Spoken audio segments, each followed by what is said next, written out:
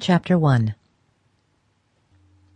On a January evening of the early 70s, Christine Nilsson was singing in Faust at the Academy of Music in New York. Though there was already talk of the erection, in remote metropolitan distances above the 40s, of a new opera house which should compete in costliness and splendor with those of the great European capitals, the world of fashion was still content to reassemble every winter in the shabby red and gold boxes of the sociable old academy. Conservatives cherished it for being small and inconvenient, and thus keeping out the new people whom New York was beginning to dread and yet be drawn to. And the sentimental clung to it for its historic associations, and the musical for its excellent acoustics, always so problematic a quality in halls built for the hearing of music. It was Madame Nilsson's first appearance that winter, and what the daily press had already learned to describe as an exceptionally brilliant audience had gathered to hear her, transported through the slippery, snowy streets in private broughams, in the spacious family landau, or in the humbler but more convenient brown coupe. To come to the opera in a brown coupe was almost as honorable a way of arriving as in one's own carriage, and departure by the same means had the immense advantage of enabling one, with a playful allusion to democratic principles, to scramble into the first brown conveyance in the line, instead of waiting until the cold and gin-congested nose of one's own coachman gleamed under the portico of the Academy. It was one of the great livery stableman's most masterly intuitions to have discovered that Americans want to get away from amusement even more quickly than they want to get to it. When Newland Archer opened the door at the back of the club box, the curtain had just gone up on the garden scene. There was no reason why the young man should not have come earlier, for he had dined at 7, alone with his mother and sister, and had lingered afterward over a cigar in the Gothic library with glazed black walnut bookcases and finial-topped chairs, which was the only room in the house where Mrs. Archer allowed smoking. But in the first place, New York was a metropolis, and perfectly aware that in metropolises it was not the thing to arrive early at the opera. And what was or was not the thing played a part as important in Newland Archer's New York as the inscrutable totem terrors that had ruled the destinies of his forefathers thousands of years ago. The second reason for his delay was a personal one. He had dawdled over his cigar because he was, at heart, a dilettante, and thinking over a pleasure to come often gave him a subtler satisfaction than its realization. This was especially the case when the pleasure was a delicate one, as his pleasures mostly were. And on this occasion the moment he looked forward to was so rare and exquisite in quality that, well, if he had timed his arrival in accord with the prima donna's stage manager, he could not have entered the Academy at a more significant moment than just as she was singing, "He loves me not, he loves me," and sprinkling the falling daisy petals with notes as clear as dew. She sang, of course, "Mamma," and not "He loves me," since an unalterable and unquestioned law of the musical world required that the German text of French operas sung by Swedish artists should be translated into Italian for the clearer understanding of English-speaking audiences. This seemed as natural to Newland Archer as all the other conventions on which his life was molded, such as the duty of using 2 silver-backed brushes with his monogram in blue enamel to part his hair, and of never appearing in society without a flower, preferably a gardenia, in his buttonhole.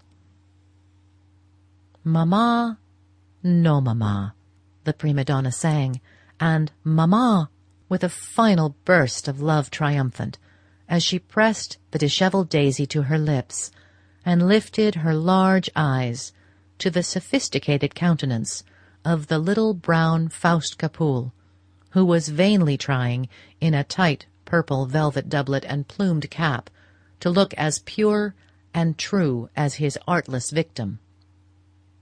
Newland Archer, leaning against the wall at the back of the club box, turned his eyes from the stage and scanned the opposite side of the house.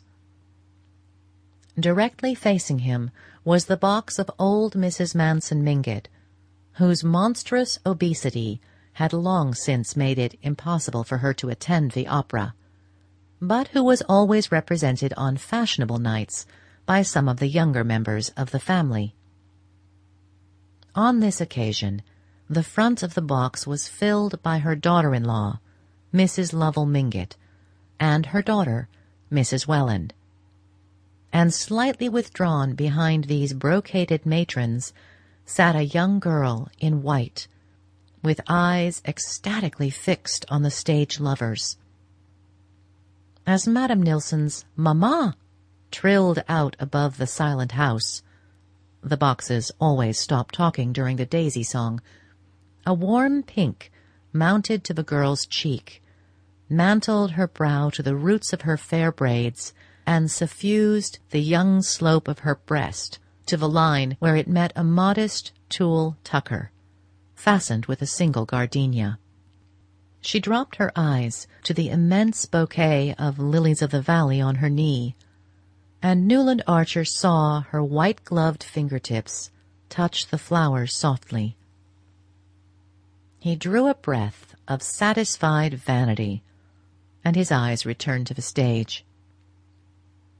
No expense had been spared on the setting, which was acknowledged to be very beautiful, even by people who shared his acquaintance with the opera houses of Paris and Vienna. The foreground, to the footlights, was covered with emerald green cloth. In the middle distance, symmetrical mounds of woolly green moss, bounded by croquet hoops, formed the base of shrubs, shaped like orange trees, but studded with large pink and red roses. Gigantic pansies, considerably larger than the roses, and closely resembling the floral pen-wipers made by female parishioners for fashionable clergymen, sprang from the moss beneath the rose trees, and here and there a daisy grafted on a rose branch flowered with a luxuriance prophetic of Mr. Luther Burbank's far-off prodigies. In the center of this enchanted garden, Madame Nilsson, in white cashmere slashed with pale blue satin, a reticule dangling from a blue girdle, and large yellow braids carefully disposed on each side of her muslin chemisette, listened with downcast eyes to Monsieur Capoul's impassioned wooing, and affected a guileless incomprehension of his designs whenever, by word or glance, he persuasively indicated the ground-floor window of the neat brick villa projecting obliquely from the right wing. "The darling," thought Newland Archer, his glance flitting back to the young girl with the lilies of the valley. "She doesn't even guess what it's all about." And he contemplated her absorbed young face with a thrill of possessorship in which pride in his own masculine initiation was mingled with a tender reverence for her abysmal purity. "We'll read Faust together by the Italian lakes," he thought, somewhat hazily confusing the scene of his projected honeymoon with the masterpieces of literature which it would be his manly privilege to reveal to his bride. It was only that afternoon that May Welland had let him guess that she cared, New York's consecrated phrase of maiden avowal, and already his imagination, leaping ahead of the engagement ring, the betrothal kiss, and the march from Lohengrin, pictured her at his side in some scene of old European witchery. He did not in the least wish the future Mrs. Newland Archer to be a simpleton. He meant her, thanks to his enlightening companionship, to develop a social tact and readiness of wit enabling her to hold her own with the most popular married women of the younger set, in which it was the recognized custom to attract masculine homage while playfully discouraging it. If he had probed to the bottom of his vanity, as he sometimes nearly did, he would have found there the wish that his wife should be as worldly wise and as eager to please as the married lady whose charms had held his fancy through 2 mildly agitated years, without, of course, any hint of the frailty which had so nearly marred that unhappy being's life, and had disarranged his own plans for a whole winter. How this miracle of fire and ice was to be created, and to sustain itself in a harsh world, he had never taken the time to think out. But he was content to hold his view without analyzing it, since he knew it was that of all the carefully brushed, white-waistcoated, buttonhole-flowered gentlemen who succeeded each other in the club box, exchanged friendly greetings with him, and turned their opera glasses critically on the circle of ladies who were the product of their system. In matters intellectual and artistic, Newland Archer felt himself distinctly the superior of these chosen specimens of old New York gentility. He had probably read more, thought more, and even seen a good deal more of the world than any other man of the number. Singly, they betrayed their inferiority, but grouped together, they represented New York, and the habit of masculine solidarity made him accept their doctrine in all the issues called moral. He instinctively felt that in this respect it would be troublesome, and also rather bad form, to strike out for himself. "Well, upon my soul," exclaimed Lawrence Lefferts, turning his opera-glass abruptly away from the stage. Lawrence Lefferts was, on the whole, the foremost authority on form in New York. He had probably devoted more time than anyone else to the study of this intricate and fascinating question. But study alone could not account for his complete and easy competence. One had only to look at him, from the slant of his bald forehead and the curve of his beautiful fair moustache, to the long patent leather feet at the other end of his lean and elegant person, to feel that the knowledge of form must be congenital in anyone who knew how to wear such good clothes, so carelessly, and carry such height with so much lounging grace. As a young admirer had once said of him, "If anybody can tell a fellow just when to wear a black tie with evening clothes, and when not to, it's Larry Lefferts." And on the question of bumps versus patent leather Oxfords, his authority had never been disputed. "My God," he said, and silently handed his glass to old Sillerton Jackson.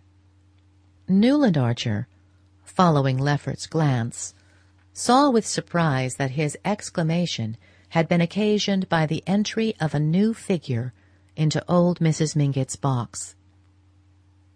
It was that of a slim young woman, a little less tall than May Welland, with brown hair growing in close curls about her temples and held in place by a narrow band of diamonds. The suggestion of this headdress, which gave her what was then called a Josephine look, was carried out in the cut of the dark blue velvet gown, rather theatrically caught up under her bosom by a girdle with a large, old-fashioned clasp. The wearer of this unusual dress, who seemed quite unconscious of the attention it was attracting, stood a moment in the centre of the box, discussing with Mrs. Welland the propriety of taking the latter's place in the front right-hand corner. Then she yielded, with a slight smile, and seated herself in line with Mrs. Welland's sister-in-law, Mrs. Lovell Mingott, who was installed in the opposite corner. Mr. Sillerton Jackson had returned the opera-glass to Lawrence Lefferts. The whole of the club turned instinctively, waiting to hear what the old man had to say, for old Mr. Jackson was as great an authority on family as Lawrence Lefferts was on form. He knew all the ramifications of New York's cousinships, and could not only elucidate such complicated questions as that of the connection between the Mingotts, through the Thorleys, with the Dallases of South Carolina, and that of the relationship of the elder branch of the Philadelphia Thorleys to the Albany Chiverses, on no account to be confused with the Manson Chiverses of University Place, but could also enumerate the leading characteristics of each family, as, for instance, the fabulous stinginess of the younger lines of Leffertses, the Long Island ones, or the fatal tendency of the Rushworths to make foolish matches, or the insanity recurring in every second generation of the Albany Chiverses, with whom their New York cousins had always refused to intermarry, with the disastrous exception of poor Medora Manson, who, as everybody knew, but then her mother was a Rushworth. In addition to this forest of family trees, Mr. Sillerton Jackson carried between his narrow hollow temples and under his soft thatch of silver hair a register of most of the scandals and mysteries that had smouldered under the unruffled surface of New York society within the last 50 years. So far, indeed, did his information extend, and so acutely retentive was his memory, that he was supposed to be the only man who could have told you who Julius Beaufort, the banker, really was, and what had become of handsome Bob Spicer, old Mrs. Manson Mingott's father, who had disappeared so mysteriously with a large sum of trust money, less than a year after his marriage, on the very day that a beautiful Spanish dancer, who had been delighting thronged audiences in the Opera House on the Battery, had taken the ship for Cuba. But these mysteries, and many others, were closely locked in Mr. Jackson's breast, for not only did his keen sense of honor forbid his repeating anything privately imparted, but he was fully aware that his reputation for discretion increased his opportunities of finding out what he wanted to know. The club box, therefore, waited in visible suspense, while Mr. Sillerton Jackson handed back Lawrence Lefferts' opera-glass. For a moment he silently scrutinized the attentive group, out of his filmy blue eyes, overhung by old veined lids. Then he gave his mustache a thoughtful twist, and said simply, "I didn't think the Mingotts would have tried it on." Chapter 2. Newland Archer, during this brief episode, had been thrown into a state of embarrassment. It was annoying that the box which was thus attracting the undivided attention of masculine New York should be that in which his betrothed was seated between her mother and aunt, and for a moment he could not identify the lady in the Empire dress, nor imagine why her presence created such excitement among the initiated. Then light dawned on him, and with it came a momentary rush of indignation. No, indeed. No one would have thought the Mingotts would have tried it on. But they had. They undoubtedly had, for the low-toned comments behind him left no doubt in Archer's mind that the young woman was May Welland's cousin, the cousin always referred to in the family as poor Ellen Olenska. Archer knew that she had suddenly arrived from Europe a day or two previously. He had even heard from Miss Welland, not disapprovingly, that she had been to see poor Ellen, who was staying with old Mrs. Mingott. Archer entirely approved of family solidarity, and one of the qualities he most admired in the Mingotts was their resolute championship of the few black sheep that their blameless stock had produced. There was nothing mean or ungenerous in the young man's heart, and he was glad that his future wife should not be restrained by false prudery from being kind, in private, to her unhappy cousin. But to receive Countess Olenska in the family circle was a different thing from producing her in public, at the opera of all places, and in the very box with the young girl whose engagement to him, Newland Archer, was to be announced within a few weeks. No, he felt as old Sillerton Jackson felt. He did not think the Mingotts would have tried it on. He knew, of course, that whatever man dared, within Fifth Avenue's limits, that old Mrs. Manson Mingott, the matriarch of the line, would dare. He had always admired the high and mighty old lady who, in spite of having been only Catherine Spicer of Staten Island, with a father mysteriously discredited, and neither money nor position enough to make people forget it, had allied herself with the head of the wealthy Mingott line, married 2 of her daughters to foreigners, an Italian marquis and an English banker, and put the crowning touch to her audacities by building a large house of pale cream-colored stone, when brown sandstone seemed as much the only wear as a frock-coat in the afternoon, in an inaccessible wilderness near the Central Park. Old Mrs. Mingott's foreign daughters had become a legend. They never came back to see their mother, and the latter being, like many persons of active mind and dominating will, sedentary and corpulent in her habit, had philosophically remained at home.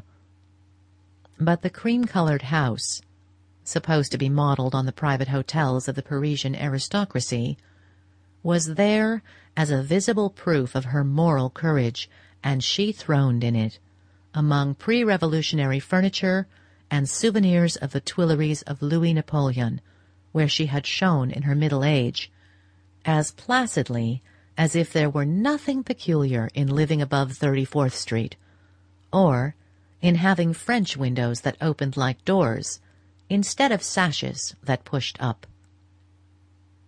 Everyone, including Mr. Sillerton Jackson, was agreed that old Catherine had never had beauty, a gift which, in the eyes of New York, justified every success and excused a certain number of failings.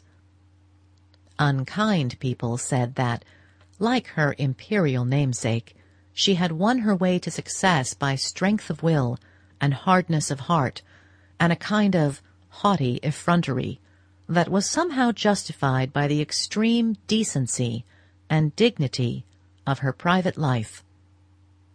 Mr. Manson Mingott had died when she was only 28, and had tied up the money with an additional caution born of the general distrust of the Spicers. But his bold young widow went her way fearlessly, mingled freely in foreign society, married her daughters in heaven knew what corrupt and fashionable circles, hobnobbed with dukes and ambassadors, associated familiarly with papists, entertained opera singers, and was the intimate friend of Madame Taglioni, and all the while, as Sillerton Jackson was the first to proclaim, there had never been a breath on her reputation. The only respect, he always added, in which she differed from the earlier Catherine. Mrs. Manson Mingott had long since succeeded in untying her husband's fortune, and had lived in affluence for half a century. But memories of her early straits had made her excessively thrifty, and though, when she bought a dress or a piece of furniture, she took care that it should be of the best. She could not bring herself to spend much on the transient pleasures of the table. Therefore, for totally different reasons, her food was as poor as Mrs. Archer's, and her wines did nothing to redeem it.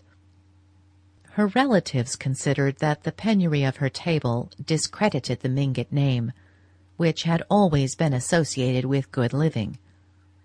But people continued to come to her in spite of the made dishes and flat champagne, and in reply to the remonstrances of her son Lovell, who tried to retrieve the family credit by having the best chef in New York, she used to say laughingly, "What's the use of 2 good cooks in one family, now that I've married the girls and can't eat sauces?" Newland Archer, as he mused on these things, had once more turned his eyes towards the Mingott box. He saw that Mrs. Welland and her sister-in-law were facing their semicircle of critics with the Mingottian aplomb which old Catherine had inculcated in all her tribe, and that only May Welland betrayed, by a heightened colour, perhaps due to the knowledge that he was watching her, a sense of the gravity of the situation. As for the cause of the commotion, she sat gracefully in her corner of the box, her eyes fixed on the stage and revealing, as she leaned forward, a little more shoulder and bosom than New York was accustomed to seeing, at least in ladies who had reasons for wishing to pass unnoticed. Few things seemed to Newland Archer more awful than an offence against taste, that far-off divinity of whom form was the mere visible representative and vicegerent. Madame Olenska's pale and serious face appealed to his fancy as suited to the occasion and to her unhappy situation. But the way her dress, which had no tucker, sloped away from her thin shoulders, shocked and troubled him. He hated to think of May Welland being exposed to the influence of a young woman so careless to the dictates of taste. "After all," he heard one of the younger men begin behind him, everybody talked through the Mephistopheles and Martha scenes. "After all, just what happened?" Well, she left him. Nobody attempts to deny that. "He's an awful brute, isn't he?" continued the young inquirer, a candid Thorley, who was evidently preparing to enter the lists as the ladies' champion. "The very worst. I knew him at Nice," said Lawrence Lefferts with authority. "A half-paralyzed, white, sneering fellow, rather handsome head, but eyes with a lot of lashes. Well, I'll tell you the sort. When he wasn't with women, he was collecting china.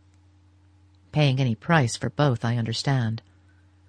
There was a general laugh, and the young champion said, Well, then she bolted with his secretary." "Oh, I see." The champion's face fell. "It didn't last long, though. I heard of her a few months later, living alone in Venice. I believe Lovell Mingott went out to get her. He said she was desperately unhappy. That's all right, but this parading her at the opera's another thing." "Perhaps," young Thorley hazarded, "she's too unhappy to be left at home." This was greeted with an irreverent laugh, and the youth blushed deeply and tried to look as if he had meant to insinuate what knowing people called a double entendre. "Well, it's queer to have brought Miss Welland, anyhow," someone said in a low tone, with a side glance at Archer. "Oh, that's part of the campaign. Granny's orders, no doubt," Lefferts laughed. "When the old lady does a thing, she does it thoroughly." The act was ending, and there was a general stir in the box. Suddenly Newland Archer felt himself impelled to decisive action. The desire to be the first man to enter Mrs. Mingott's box, to proclaim to the waiting world his engagement to May Welland, and to see her through whatever difficulties her cousin's anomalous situation might involve her in. This impulse had abruptly overruled all scruples and hesitations, and sent him hurrying through the red corridors to the farther side of the house. As he entered the box, his eyes met Miss Welland's, and he saw that she had instantly understood his motive, though the family dignity which both considered so high a virtue would not permit her to tell him so. The persons of their world lived in an atmosphere of faint implications and pale delicacies, and the fact that he and she understood each other without a word seemed to the young man to bring them nearer than any explanation would have done. Her eyes said, "You see why Mamma brought me," and his answered, "I would not for the world have had you stay away." "You know my niece, Countess Olenska?" Mrs. Welland inquired, as she shook hands with her future son-in-law. Archer bowed without extending his hand, as was the custom on being introduced to a lady, and Ellen Olenska bent her head slightly, keeping her own pale gloved hands clasped on her huge fan of eagle feathers. Having greeted Mrs. Lovell Mingott, a large blonde lady in creaking satin, he sat down beside his betrothed and said in a low voice, "I hope you've told Madame Olenska that we're engaged. I want everybody to know. I want you to let me announce it this evening at the ball." Miss Welland's face grew rosy as the dawn, and she looked at him with radiant eyes. "If you can persuade Mamma," she said. "But why should we change what is already settled?" He made no answer, but that which his eyes returned, and she added, still more confidently, smiling, "Tell my cousin yourself. I give you leave. She says she used to play with you when you were children." She made way for him by pushing back her chair, and promptly, and a little ostentatiously, with a desire that the whole house should see what he was doing, Archer seated himself at the Countess Olenska's side. "We did used to play together, didn't we?" she asked, turning her grave eyes to his. "You were a horrid boy and kissed me once behind a door, but it was your cousin Vandy Newland, who never looked at me, that I was in love with." Her glance swept the horseshoe curve of boxes. "Ah, how this brings it all back to me. I see everybody here in knickerbockers and pantalettes," she said, with her trailing, slightly foreign accent, her eyes returning to his face. Agreeable as their expression was, the young man was shocked that they should reflect so unseemly a picture of the august tribunal before which, at that very moment, her case was being tried. Nothing could be in worse taste than misplaced flippancy, and he answered somewhat stiffly, "Yes, you have been away a very long time." "Oh, centuries and centuries, so long," she said, "that I'm sure I'm dead and buried, and this dear old place is heaven," which, for reasons he could not define, struck Newland Archer as an even more disrespectful way of describing New York society. Chapter 3. It invariably happened in the same way. Mrs. Julius Beaufort, on the night of her annual ball, never failed to appear at the opera. Indeed, she always gave her ball on an opera night, in order to emphasize her complete superiority to household cares, and her possession of a staff of servants competent to organize every detail of the entertainment in her absence. The Beauforts' house was one of the few in New York that possessed a ballroom. It even antedated Mrs. Manson Mingott's and the Headley Chiverses, and at a time when it was beginning to be thought provincial to put a crash over the drawing-room floor and move the furniture upstairs, the possession of a ballroom that was used for no other purpose and left for 364 days of the year to shuttered darkness, with its gilt chairs stacked in a corner and its chandelier in a bag, this undoubted superiority was felt to compensate for whatever was regrettable in the Beaufort past. Mrs. Archer, who was fond of coining her social philosophy into axioms, had once said, "We all have our pet common people." And though the phrase was a daring one, its truth was secretly admitted in many an exclusive bosom. But the Beauforts were not exactly common. Some people said they were even worse. Mrs. Beaufort belonged, indeed, to one of America's most honored families. She had been the lovely Regina Dallas of the South Carolina branch, a penniless beauty introduced to New York society by her cousin, the imprudent Medora Manson, who was always doing the wrong thing from the right motive. When one was related to the Mansons and Rushworths, one had a droit de cite, as Mr. Sillerton Jackson, who had frequented the Tuileries, called it, in New York society.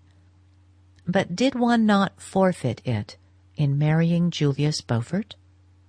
The question was, who was Beaufort?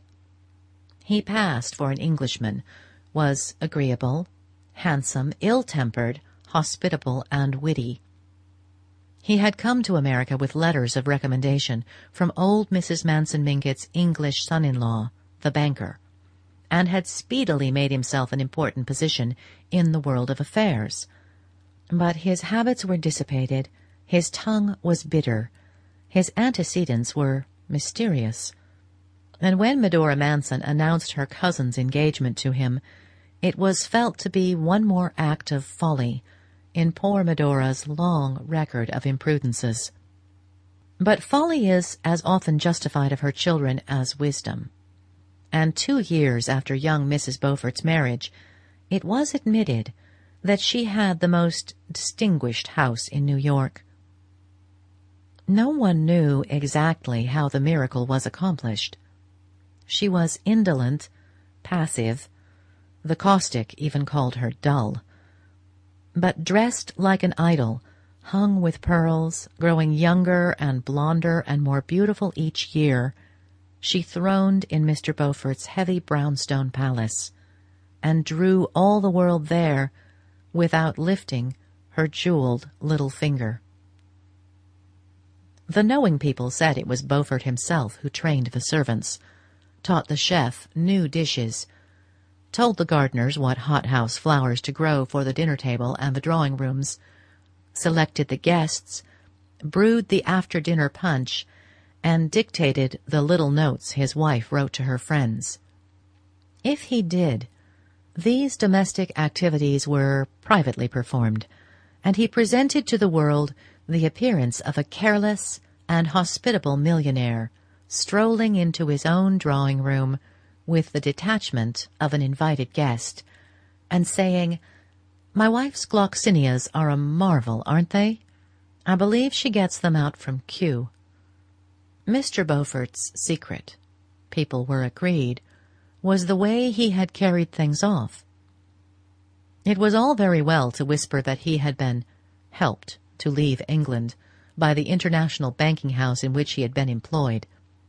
He carried off that rumor as easily as the rest, though New York's business conscience was no less sensitive than its moral standard. He carried everything before him and all New York into his drawing-rooms, and for over 20 years now people had said they were going to the Beauforts with the same tone of security as if they had said they were going to Mrs. Manson Mingott's, and with the added satisfaction of knowing that they would get hot canvas-back ducks and vintage wines, instead of tepid Veuve Clicquot without a year, and warmed-up croquettes from Philadelphia. Mrs. Beaufort, then, had as usual appeared in her box just before the Jewel Song, and when, again as usual, she rose at the end of the third act, drew her opera cloak about her lovely shoulders, and disappeared, New York knew That meant that half an hour later the ball would begin. The Beaufort house was one that New Yorkers were proud to show foreigners, especially on the night of the annual ball. The Beauforts had been among the first people in New York to own their own red velvet carpet and have it rolled down the steps by their own footmen under their own awning, instead of hiring it with the supper and the ballroom chairs. They had also inaugurated the custom of letting the ladies take their cloaks off in the hall, instead of shuffling up to the hostess's bedroom and recurling their hair with the aid of the gas burner. Beaufort was understood to have said that he supposed all his wife's friends had maids who saw to it that they were properly coiffed when they left home. Then the house had been boldly planned, with a ballroom, so that instead of squeezing through a narrow passage to get to it, as at the Chiverses, one marched solemnly down a vista of enfiladed drawing-rooms, the sea-green, the crimson, and the bouton d'or, seeing from afar the many-candled lustres reflected in the polished parquetry, and beyond that the depths of a conservatory where camellias and tree-ferns arched their costly foliage over seats of black and gold bamboo.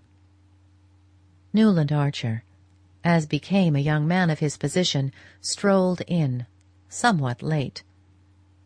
He had left his overcoat with the silk-stockinged footman — the stockings were one of Beaufort's new fatuities — had dawdled a while in the library hung with Spanish leather and furnished with buhl and malachite, where a few men were chatting and putting on their dancing gloves, and had finally joined the line of guests whom Mrs. Beaufort was receiving on the threshold of the crimson drawing-room. Archer was distinctly nervous. He had not gone back to his club after the opera, as the young bloods usually did, but the night being fine had walked for some distance up Fifth Avenue before turning back in the direction of the Beauforts' house. He was definitely afraid that the Mingotts might be going too far, that, in fact, they might have Granny Mingott's orders to bring the Countess Olenska to the ball. From the tone of the club box he had perceived how grave a mistake that would be, and though he was more than ever determined to see the thing through, he felt less chivalrously eager to champion his betrothed's cousin than before their brief talk at the opera. Wandering on to the bouton d'or drawing-room, where Beaufort had had the audacity to hang Love Victorious, the much-discussed nude of Bouguereau, Archer found Mrs. Welland and her daughter standing near the ballroom door. Couples were already gliding over the floor beyond. The light of the wax candles fell on revolving tulle skirts, on girlish heads wreathed with modest blossoms, on the dashing aigrettes and ornaments of the young married women's coiffures, and on the glitter of highly glazed shirt-fronts and fresh glacé gloves. Miss Welland, evidently about to join the dancers, hung on the threshold, her lilies-of-the-valley in her hand. She carried no other bouquet. Her face a little pale, her eyes burning with a candid excitement. A group of young men and girls were gathered about her, and there was much hand-clasping, laughing, and pleasantry, on which Mrs. Welland, standing slightly apart, shed the beam of a qualified approval. It was evident that Miss Welland was in the act of announcing her engagement, while her mother affected the air of parental reluctance considered suitable to the occasion. Archer paused a moment. It was at his express wish that the announcement had been made, and yet it was not thus that he would have wished to have his happiness known. To proclaim it in the heat and noise of a crowded ballroom was to rob it of the fine bloom of privacy which should belong to things nearest the heart. His joy was so deep that his blurring of the surface left its essence untouched. But he would have liked to keep the surface pure, too. It was something of a satisfaction to find that May Welland shared this feeling. Her eyes fled to his beseechingly, and their look said, "Remember, we're doing this because it's right." No appeal could have found a more immediate response in Archer's breast, but he wished that the necessity of their action had been represented by some ideal reason, and not simply by poor Ellen Olenska. The group about Mrs. Welland made way for him with significant smiles, and after taking his share of the felicitations, he drew his betrothed into the middle of the ballroom floor and put his arm about her waist. "Now we shan't have to talk," he said, smiling into her candid eyes, as they floated away on the soft waves of the blue Danube. She made no answer. Her lips trembled into a smile, but the eyes remained distant and serious, as if bent on some ineffable vision. "Dear," Archer whispered, pressing her to him. It was borne in on him that the first hours of being engaged, even if spent in a ballroom, had in them something grave and sacramental. What a new life it was going to be, with this whiteness, radiance, goodness at one side. The dance over, the two, as became an affianced couple, wandered into the conservatory, and, sitting behind a tall screen of tree ferns and camellias, Newland pressed her gloved hand to his lips. "You see, I did as you asked me to," she said. "Yes, I couldn't wait," he answered, smiling. After a moment he added, "Only I wish it hadn't had to be at a ball." "Yes, I know," she met his glance comprehendingly, "but after all, even here we're alone together, aren't we?" "Oh, dearest, always," Archer cried. Evidently she was always going to understand. She was always going to say the right thing. The discovery made the cup of his bliss overflow, and he went on gaily, "The worst of it is that I want to kiss you, and I can't." As he spoke, he took a swift glance about the conservatory, assured himself of their momentary privacy, and, catching her to him, laid a fugitive pressure on her lips. To counteract the audacity of this proceeding, he led her to a bamboo sofa in a less secluded part of the conservatory, and, sitting down beside her, broke a lily-of-the-valley away from her bouquet. She sat silent, and the world lay like a sunlit valley at their feet. "Did you tell my cousin Ellen?" she asked presently, as if she spoke through a dream. He roused himself and remembered that he had not done so.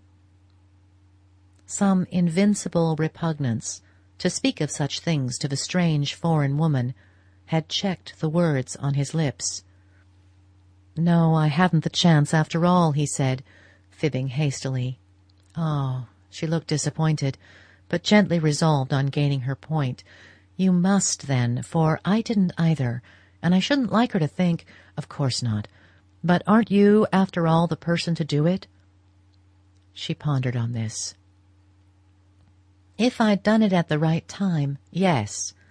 But now that there's been a delay, I think you must explain that I'd asked you to tell her at the opera before our speaking about it to everybody here. Otherwise, she might think I had forgotten her. You see, she's one of the family, and she's been away so long that she's rather sensitive." Archer looked at her glowingly. "Dear and great angel, of course I'll tell her." He glanced a trifle apprehensively around the crowded ballroom. "But I haven't seen her yet. Has she come?" No, at the last minute she decided not to. At the last minute, he echoed, betraying his surprise that she should ever have considered the alternative possible. Yes, she's awfully fond of dancing, the young woman answered simply, but suddenly she made up her mind that her dress wasn't smart enough for a ball, though we thought it so lovely, and so my aunt had to take her home. Oh, well, said Archer with happy indifference. Nothing about his betrothed pleased him more than her resolute determination to carry to its utmost limit that ritual of ignoring the unpleasant in which they had both been brought up.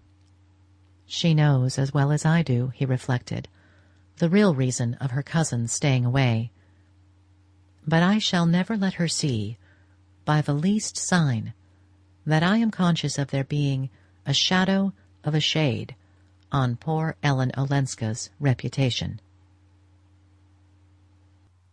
Chapter 4. In the course of the next day, the first of the usual betrothal visits were exchanged. The New York ritual was precise and inflexible in such matters, and in conformity with it Newland Archer went first with his mother and sister to call on Mrs. Welland, after which he and Mrs. Welland and May drove out to old Mrs. Manson Mingott's to receive that venerable ancestress's blessing. A visit to Mrs. Manson Mingott was always an amusing episode to the young man. The house in itself was already an historic document, though not, of course, as venerable as certain other old family houses in University Place and Lower Fifth Avenue. Those were of the purest 1830, with a grim harmony of cabbage-rose garlanded carpets, rosewood consoles, round arched fireplaces with marble black mantels, and immense glazed bookcases of mahogany. Whereas old Mrs. Mingott, who had built her house later, had bodily cast out the massive furniture of her prime and mingled with the Mingott heirlooms the frivolous upholstery of the Second Empire.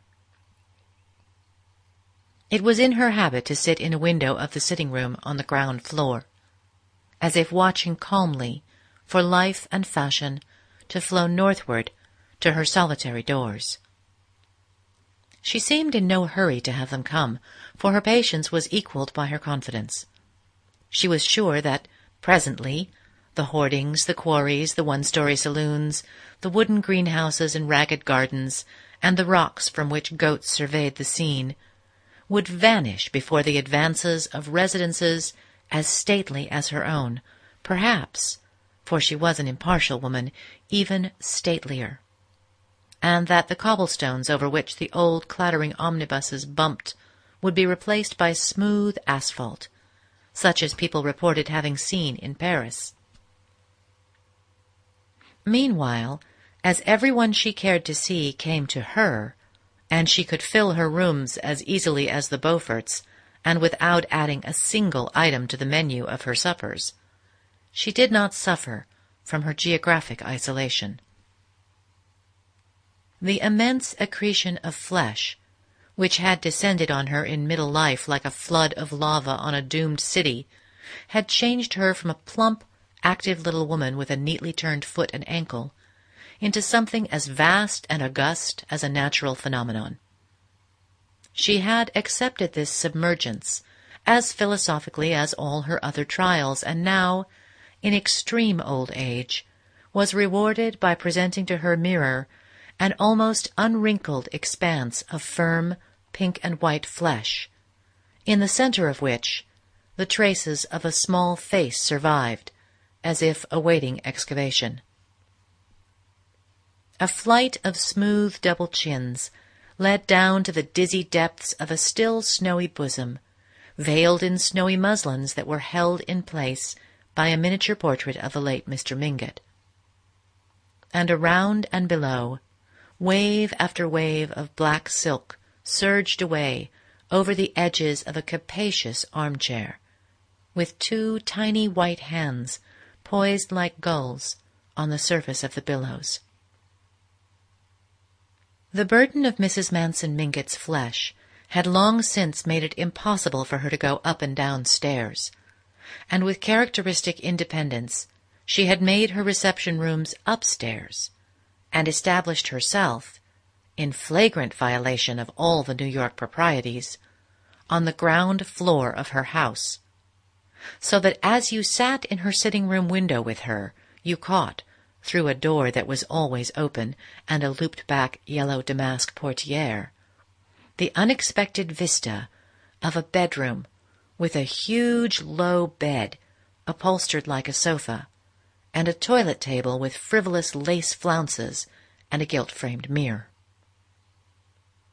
Her visitors were startled and fascinated by the foreignness of this arrangement, which recalled scenes in French fiction and architectural incentives to immorality such as the simple American had never dreamed of. That was how women with lovers lived in the wicked old societies, in apartments with all the rooms on one floor and all the indecent propinquities that their novels described.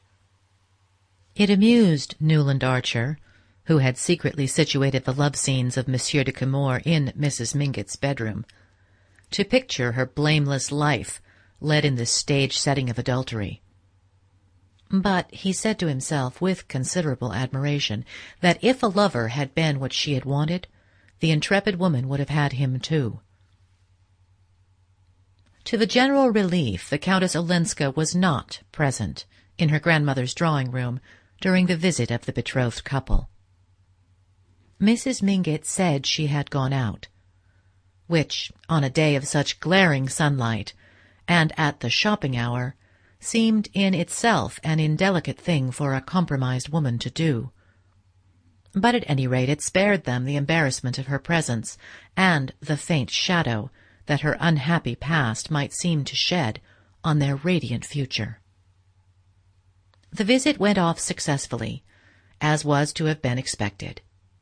Old Mrs. Mingott was delighted with the engagement which, being long foreseen by watchful relatives, had been carefully passed upon in family council, and the engagement ring, a large, thick sapphire, set in invisible claws, met with her unqualified admiration. "It's the new setting. Of course it shows the stone beautifully, but it looks a little bare to old-fashioned eyes," Mrs. Welland had explained, with a conciliatory side-glance at her future son-in-law. "Old-fashioned eyes? I hope you don't mean mine, my dear. I like all the novelties," said the ancestress, lifting the stone to her small, bright orbs, which no glasses had ever disfigured. "Very handsome," she added, returning the jewel. "Very liberal. In my time a cameo set in pearls was thought sufficient, but it's the hand that sets off the ring, isn't it, my dear Mr. Archer?" And she waved one of her tiny hands with small pointed nails and rolls of aged fat encircling the wrist like ivory bracelets. "Mine was modelled in Rome by the great Ferrangiani. You should have May's done. No doubt he'll have it done, my child. Her hand is large. It's these modern sports that spread the joints, but the skin is white. And when's the wedding to be?" she broke off, fixing her eyes on Archer's face. "Oh," Mrs. Welland murmured, while the young man, smiling at his betrothed, replied, "As soon as ever it can, if only you'll back me up, Mrs. Mingott." "We must give them time to get to know each other a little better, Mamma," Mrs. Welland interposed, with the proper affectation of reluctance, to which the ancestress rejoined, "Know each other? Fiddlesticks! Everybody in New York has always known everybody. Let the young man have his way, my dear. Don't wait till the bubble's off the wine. Marry them before Lent. I may catch pneumonia any winter now, and I want to give the wedding breakfast." These successive statements were received with the proper expressions of amusement, incredulity, and gratitude, and the visit was breaking up in a vein of mild pleasantry when the door opened to admit the Countess Olenska, who entered in bonnet and mantle, followed by the unexpected figure of Julius Beaufort. There was a cousinly murmur of pleasure between the ladies, and Mrs. Mingott held out Ferenghiani's model to the banker. "Ah, Beaufort, this is a rare favour." She had an odd, foreign way of addressing men by their surnames. "Thanks. I wish it might happen oftener," said the visitor in his easy, arrogant way. "I'm generally so tied down, but I met the Countess Ellen in Madison Square, and she was good enough to let me walk home with her." "Oh, I hope the house will be gayer now that Ellen's here," cried Mrs. Mingott with glorious effrontery.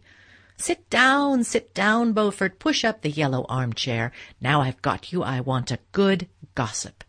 I hear your ball was magnificent, and I understand you invited Mrs. Lemuel Struthers. Well, I've a curiosity to see the woman myself." She had forgotten her relatives, who were drifting out into the hall under Ellen Olenska's guidance. Old Mrs. Mingott had always professed a great admiration for Julius Beaufort, and there was a kind of kinship in their cool, domineering way, and their shortcuts through the conventions. Now she was eagerly curious to know what had decided the Beauforts to invite, for the first time, Mrs. Lemuel Struthers, the widow of Struthers Shoe-Polish, who had returned the previous year from a long initiatory sojourn to Europe to lay siege to the tight little citadel of New York. "Of course, if you and Regina invite her, the thing is settled." "Well, we need new blood and new money, and I hear she's still very good-looking," the carnivorous old lady declared. In the hall, while Mrs. Welland and May drew on their furs, Archer saw that the Countess Olenska was looking at him with a faintly questioning smile. "Of course you know already about May and me," he said, answering her look with a shy laugh. "She scolded me for not giving you the news last night at the opera. I had her orders to tell you that we were engaged, but I couldn't in that crowd." The smile passed from Countess Olenska's eyes to her lips. She looked younger, more like the bold, brown Ellen Mingott of his boyhood. "Of course I know, yes, and I'm so glad, but one doesn't tell such things first in a crowd." The ladies were on the threshold, and she held out her hand. "Good-bye. Come and see me some day," she said, still looking at Archer. In the carriage, on the way down Fifth Avenue, they talked pointedly of Mrs. Mingott, of her age, her spirit, and all her wonderful attributes. No one alluded to Ellen Olenska, but Archer knew that Mrs. Welland was thinking, "It's a mistake for Ellen to be seen," the very day after her arrival, parading up Fifth Avenue at the crowded hours with Julius Beaufort, and the young man himself mentally added, "And she ought to know that a man who's just engaged doesn't spend his time calling on married women. But I dare say it's the set she's lived in they never do anything else." And in spite of the cosmopolitan views on which he prided himself, he thanked heaven that he was a New Yorker, and about to ally himself with one of his own kind.